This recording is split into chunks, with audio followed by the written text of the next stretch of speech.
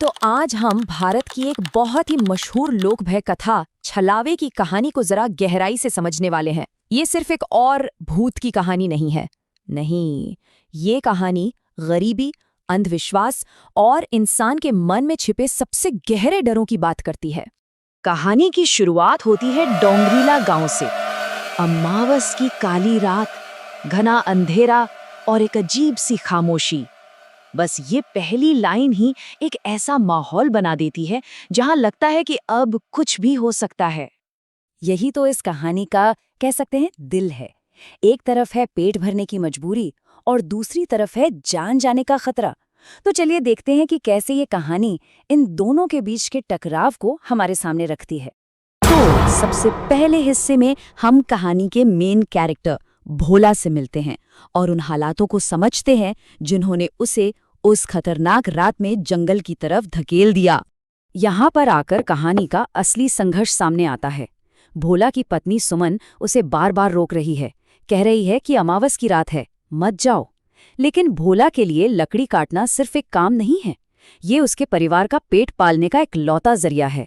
गरीबी का दबाव इतना ज्यादा है कि वो हर चेतावनी को नजरअंदाज करने पर मजबूर हो जाता है, चाहे वो कितनी भी सच्ची क्यों न लगे।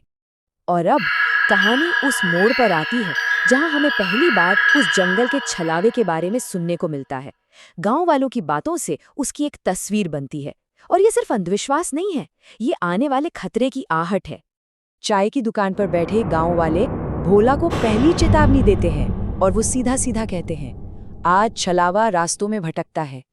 ये कोई गपशप नहीं है, ये वो ज्ञान है जो पीढ़ियों से चला आ रहा है, जो लोगों को खतरों से बचाने के लिए है। और डर तब और बढ़ जाता है जब ये पता चलता है कि छलावा कोई आम राक्षस नहीं, वो रूप बदल सकता है। ये बात उसे कहीं ज्यादा खतरनाक बना देती है, क्योंकि वो किसी अपने का, किसी भरोसेमंद इंसान का भेष धरकर धोखा दे सकता है। ये शारीरिक हमले से कहीं ज्यादा भयानक है। तो ये छलावा है क्या आखिर? सीधे शब्दों में कहें तो ये एक ऐसी चीज है जो शरीर पर नहीं बल्कि दिमाग पर हमला करती है। ये हमारे भरोसे को ही हमारे खिलाफ एक हथियार की तरह इस्तेमाल करता है। ये भोला की मेरी आखिरी सबसे सीधी चेतावनी थी, और ये किसी और से नहीं बल्कि गांव के एक बड़े बुजुर्ग, एक सम्मानित व्यक्ति शंकर काका से मिलती है। लेकिन अपनी मजबूरी के आगे भोला इस आखिरी चेतावनी को भी अनसुना कर देता है और जंगल में चला जाता है। और अब कहानी अपने चरम पर पहुंचती है। भोला जंगल में है और उसका सामना उसी चीज से होता है जिसके बारे में उसे सबने चेतावनी दी थी।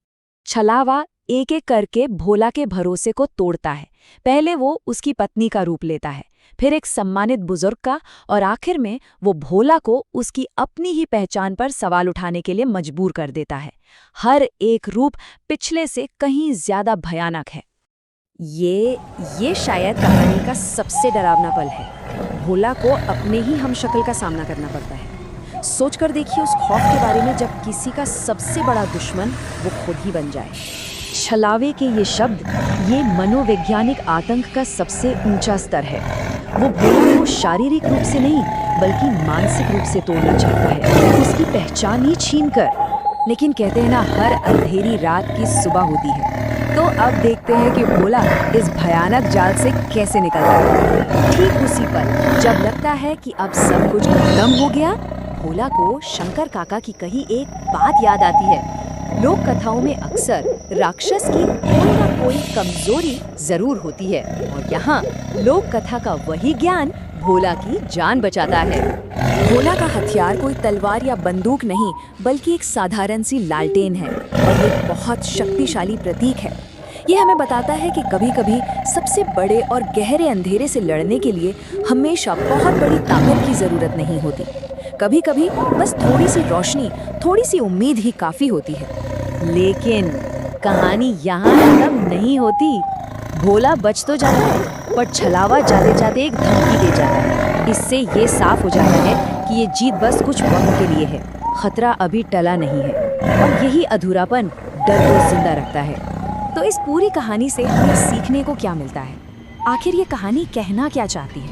चलिए इसके मुख्य बिंदुओं को समझते हैं। ये कहानी इसलिए इतनी असरदार है क्योंकि ये कई लेवल पर काम करती है। ये हमें सिखाती है कि लोक कथाओं में अक्सर गहरी सच्चाई छिपी होती है। ये दिखाती है कि कैसे सामाजिक और आर्थिक दबाव लोगों को खतरनाक रास्तों पर धकेल सकता है, और सबसे बढ़कर ये बताती है कि सबसे बड़ा डर वो है जो हमारे अपने दिमाग में होता है। और कहानी हमें इसी अधूरे सवाल के साथ छोड़ जाती है, छलावा वापस आएगा? ये जो अनसुलझा तनाव है, यही इस कहानी को इतना यादगार और डरावना बनाता है। यह हमें सोचने पर मजबूर करता है कि हाँ, अगली बार क्या होगा।